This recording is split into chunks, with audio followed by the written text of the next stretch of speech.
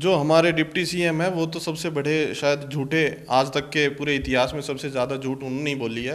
क्योंकि इलेक्शन के दौरान भी वो जब रैलियाँ करते थे तो जींद में आकर कहते थे कि जींद को राजधानी बनाएंगे अगर वो सीएम तक पहुँचते हैं, सीएम पद। आज वो डिप्टी सीएम है, उनके पास अच्छी खासी पावर है, आज भी वो हमारे डिस्ट्रिक्ट जींद को कहीं नहीं देखते।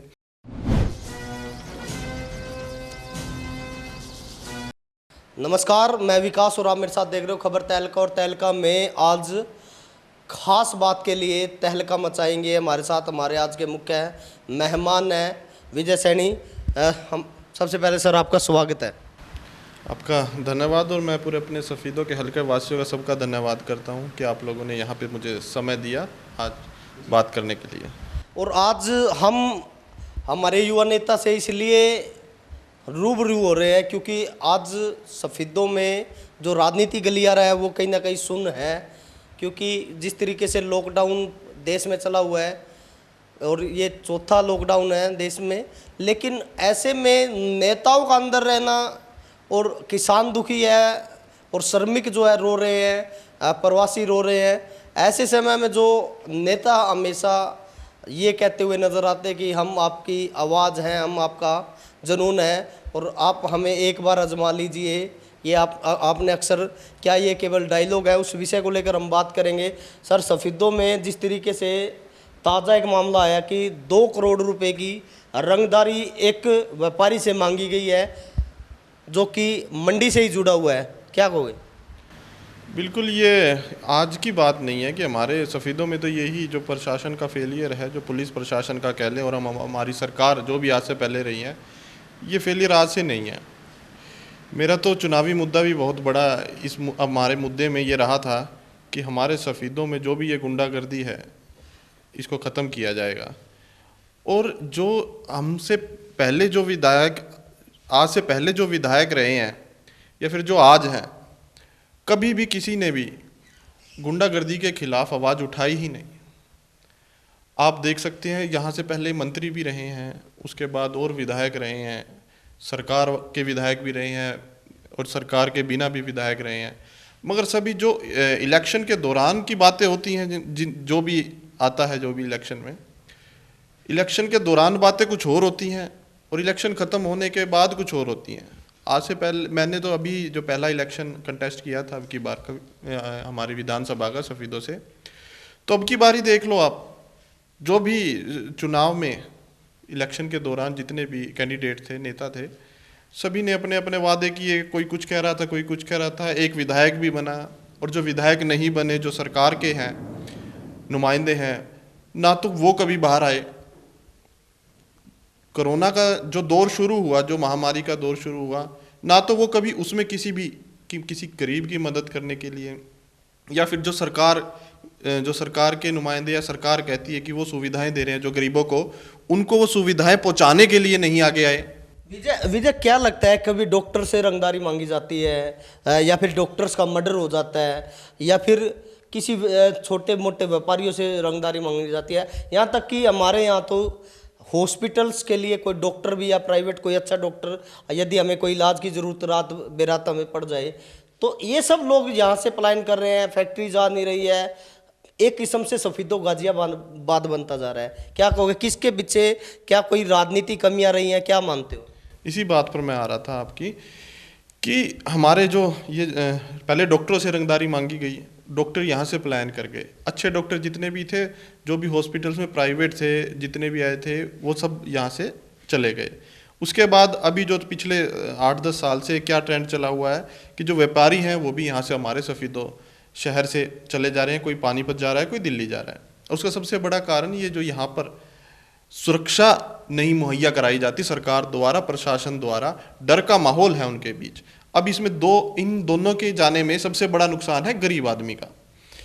पहली बात है डॉक्टर की, क्योंकि सरकार की सुविधाएं, सरकारी अस्पताल में अच्छे डॉक्टर नहीं है, ये सबको पता है, आपको भी पता, आपने भी कई बार कवरेज की है इस बात की कि सरकारी अस्पताल में डॉक्टर नहीं है कि किसी गरीब आदमी को सस्ते में अच्छे से इलाज मिल जाए।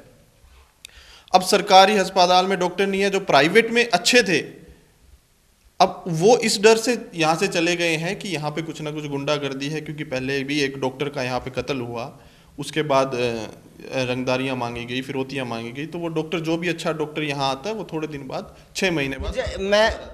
मैं इसमें एक कदम आगे लेके चलता हूँ।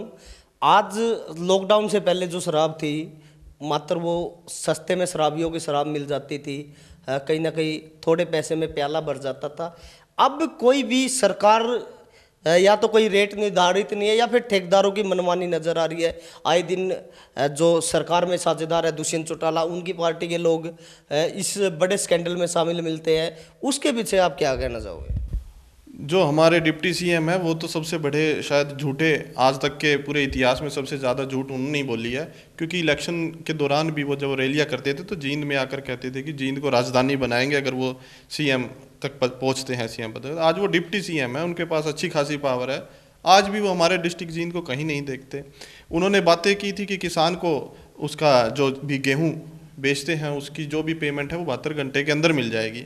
72 घंटे के आज 20-20 दिन हो गए हमारे किसानों को कोई पेमेंट नहीं मिली है। मेरा खुद भी है आड़त का काम और मैं किसान भी हूँ खुद भी। तो 20-20 दिन के बाद भी हमारे किसान ऐसे ही भटक रहे हैं, उनको पैसे नहीं मिले हैं। वहाँ पर झूठ। उसके बाद अब शराब तस्करी में लगा लो आप, उनके पास वो महकमा है, डिपार्टमेंट एक्साइज का उनके पास है। तो स्वाभाविक सी बात है कि सारा कंट्रोल उनके हाथ में, पूरे हरियाणा का एक्साइज का। अब उसके बाद भी घोटाले होते हैं। घोटाले होने के बाद उन्हीं के पार्टी के, उन्हीं के चहीते उसी घोटाले में सबसे सामने आते हैं। तो सीधा सा संदेश है ये तो कि कौन कर रहा है, क्या कर रहा है। और जितनी बातें जो करते हैं इलेक्शन से पहले, उसके बाद सिर्फ अपनी और अपनी जेब भरने की सभी नेताओं को, चाहे वो छोटा हो या चाहे बड़ा नेता हो किसी पार्टी का, सबको लगा रहता है कि अपनी जेब भर लें, दूसरा जाए बाढ़ में। किसी तरक्की का, किसी विकास का किसी से कोई मतलब नहीं। हरियाणा के होम मिनिस्टर हैं अनिल विज और अपने आप में दबंग मंत्री माने जाते हैं। वो हालांकि अपनी नाराजगी जाहिर कर चुके। क्या लगता है, ये कोई ड्रामा है या फिर कोई कार्रवाई करने की कुछ मंश है? बिल्कुल ड्रामा है। अगर इतनी बात, इतनी नाराजगी है तो उनका साथ छोड़ दें, उनका साथ छोड़ दें। अपनी पार्टी उनके पास निर्दलीय हैं, वो उनसे चलाएं। अब एक तरफ तो उनसे नाराजगी भी दिखानी है, फिर उनको हाथ भी पकड़ के रखना है। तो ये दो बहरूपियों वाला काम तो नहीं, राजनीति में होना भी नहीं चाहिए। क्योंकि राजनीति काम ही है, लोगों की जन सेवा का काम है। तो उसमें सेवा होनी चाहिए, उसमें कम से कम ऐसे दो रूप नहीं होने चाहिए किसी भी नेता के। चाहे कोई अपने आप को दबंग कहता हो या कोई शरीफ नेता हो, चाहे कोई कैसा भी नेता हो। प्रवासी मजदूरों की बात सरकार अपनी पीठ कई बार थपथपाती है, खासकर मनोहर सरकार। चाहे वह सैनिटाइजर बांटने की बात है, चाहे खाना बांटने की बात है, लेकिन मजदूर जिस तरीके से रो रहे हैं, व्यापारी जिस तरीके से रो रहे हैं, और खासकर जो श्रमिक बाहर से आए प्रवासी हैं वो रो रहे हैं, उनके लिए कोई खास इंतजाम सरकार द्वारा नहीं किए गए। उसको लेकर क्या कहूँ? नहीं, सरकार से ज़्यादा इंतजाम तो कहीं भी आप किसी भी हलके में, किसी शहर में, गांव में जाकर देखें, जो समाज सेवी आदमी है वो सरकार से ज़्यादा इसमें सहयोग कर रहे थे। जहाँ बात हो सैनिटाइज़र बांटने की, बात हो मास्क बांटने की, बात हो खाना वितरण करने की, ये सब समाज से, सरकार से ज़्यादा जो समाज सेवी आदमी है, ये कहीं भी हो, पूरे हरियाणा में, मैं कहीं एक की बात नहीं करूँगा, पूरे हरियाणा में इनके सहयोग से इन प्रवासियों को, गरीब जो लेबर मजदूर लोगों को, इनको चैन मिला है, आराम मिला है। वरना सरकार तो इतना बताने में ही रह गई कि इसको इतना गेहूं मिलेगा, इसको नहीं मिलेगा, यहाँ वाले को नहीं मिलेगा, बाहर वाले को नहीं मिलेगा, ये इसको मिलेगा, उसको मिलेगा। और उसमें ना तो किसी को मिला ढंग से। और ये बड़े बड़े घोटाले ये बाद में सामने आएंगे जब ये चीज़ें निकल जाएंगी। ये थी प्रदेश स्तर की बातें। अब हम आपको सफीदो ले चलते हैं, और सफीदो आपने चुनाव भी लड़ा है। यहाँ पर आपने चुनाव में देखा भी था कि नेताओं ने बड़ी बड़ी डायलॉग्स डिलीवरी की थी। और जहाँ आपका, खासकर उन लोगों के लिए जो लोग कहते थे कि जहाँ आपका पसीना पड़ेगा हम वहाँ खून बहा देंगे, लेकिन जैसे ही कोरोना आया तो नेता 9-2-11 हो गए। कि ये इसके पीछे क्या कहना चाहोगे? कोई भी नेता नहीं मिला। मैं आपको बता दूं कि कोरोना जिस दिन भी हमारे लॉकडाउन हुआ था, उसके 3-4 दिन तक तो मैं शायद घर था। 3-4 दिन के बाद मैं बिल्कुल लोगों के बीच था। मैंने मास्क का वितरण भी किया जितना हो सकता है, उसके बाद सैनिटाइज़र का भी किया। हमारे पार्टी के मुखिया राजकुमार सैनी जी आए थे मंडी के अंदर, तो उन्होंने भी वहाँ पर सबको सैनिटाइजेशन का सारा महत्व समझाया और सब कुछ कराया। उसके बाद जितना हो सका, जहाँ भी रसोई भी चलाई, खाना भी जहाँ तक जितना पता लगता था प्रशासन के द्वारा या हमें खुद अपने लेवल पर, तो सबको वो पहुँचाया। अनाज, सूखा अनाज भी पहुँचाया।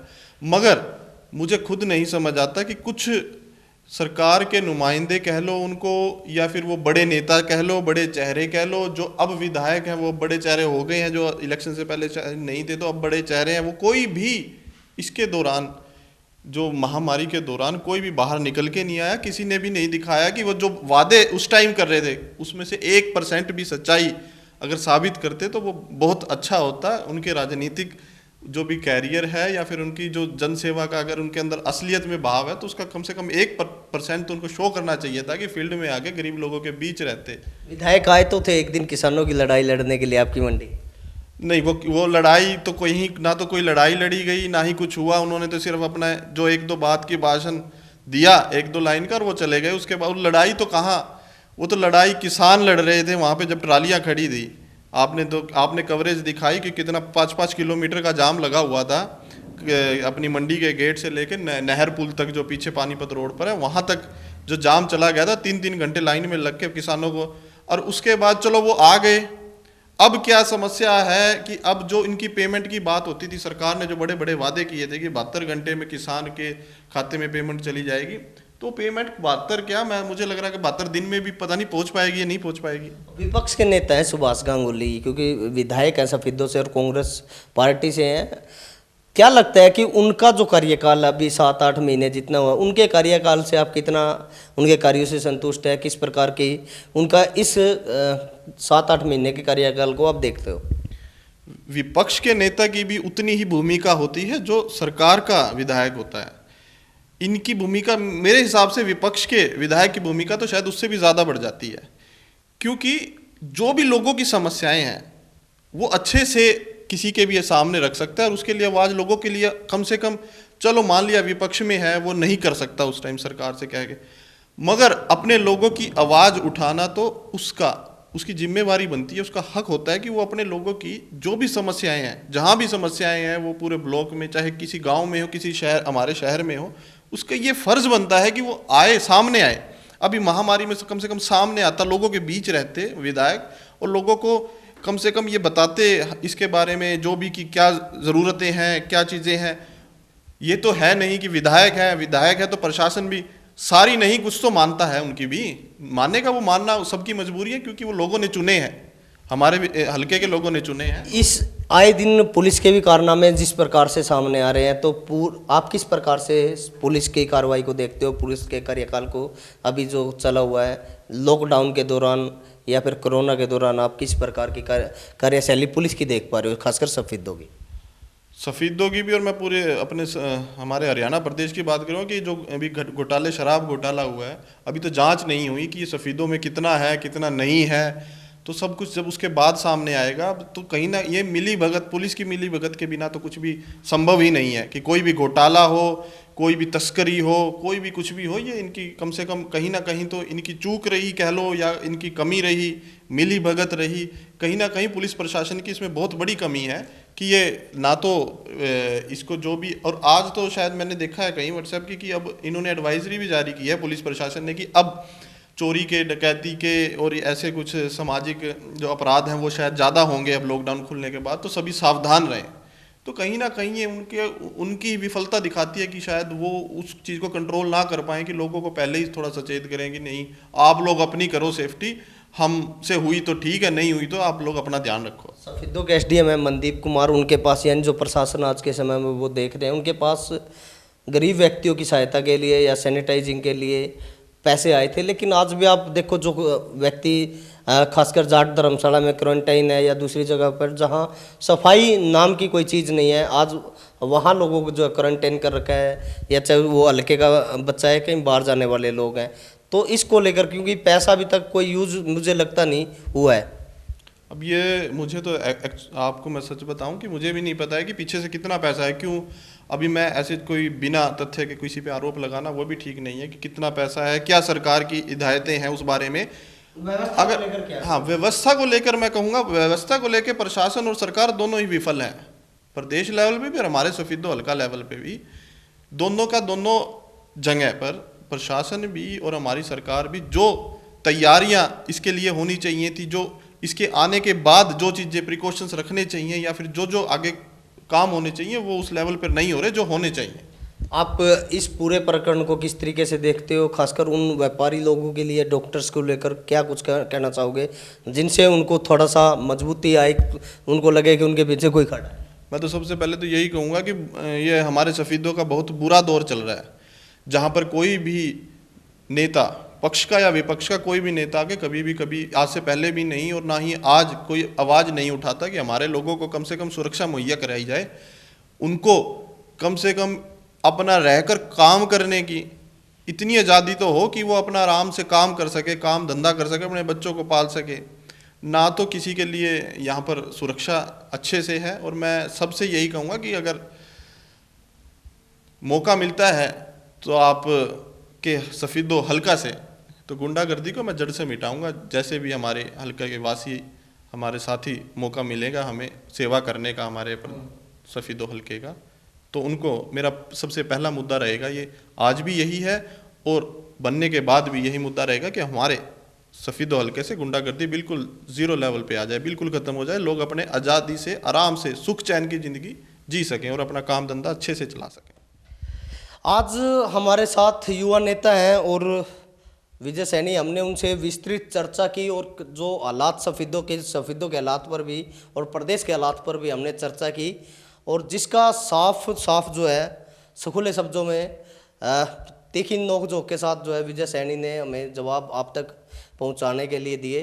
और आवाज़ हमने पहले भी आपको कहा कि आवाज़ आपकी उठाएंगे हम और दम आपका दिखाएंगे हम और मुद्दा आपका तहलका मचाएंगे हम। ज़्यादा से ज़्यादा इस खबर को शेयर करें। विजय जी, आप हमारे साथ जुड़े, आपका बहुत बहुत धन्यवाद। बहुत बहुत धन्यवाद, आप सबका धन्यवाद। लगातार तेज खबरों के लिए देखते रहिए खबर तहलका।